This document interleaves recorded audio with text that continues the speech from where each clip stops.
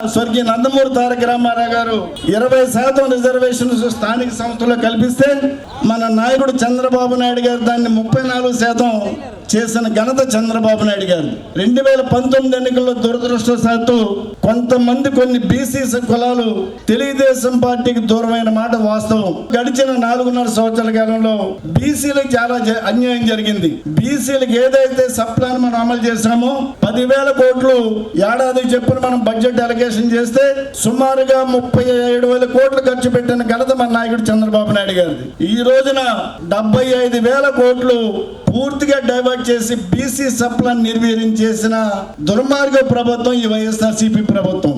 అది మనం అందరూ కూడా అర్థం చేసుకోవాల్సిన అవసరం ఉంది. స్థానిక సంస్థల్లో ఏదైతే 34% రిజర్వేషన్స్ ఉన్నాయో ఆ రిజర్వేషన్స్ కాపాడుకోలేని అసమర్థ ప్రభుత్వం ఈ వైఎస్ఆర్సీపీ ప్రభుత్వం.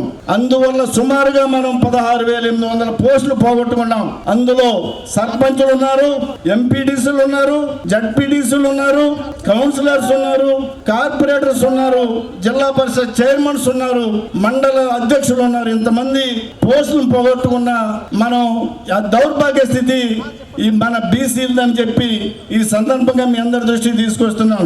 సామాజిక సాధికార బస్ యాత్రలను మొదలు పెట్టారు. 56 కార్పొరేషన్స్ ఏర్పాటు చేశారు. 56 కార్పొరేషన్స్ కి ఒక్క పైసా ఇచ్చారా? ఒక్కరికైనా విధులు ఉన్నాయని చెప్పి మిమ్మల్ని అడుగుతున్నాను. ఈ రోజున మళ్ళీ బీసీలు మోసం చేయడానికి వీళ్ళు వస్తున్నారు. తర్వాత బీసీ జనగణన అంటున్నారు. బీసీ జనగణన అనేది చట్టబద్ధత లేదు, దానికి కేంద్ర ప్రభుత్వ అనుమతి ఉండాలి. ఈ రోజున ఏదైతే వీళ్ళ బీసీ జనగణన అంటున్నారో ఇదంతా కూడా బీసీలు మోసం చేయడానికి అని చెప్పి మీ అందరు బీసీ బిడ్డలందరి దృష్టికి కూడా తీసుకొస్తున్నాను.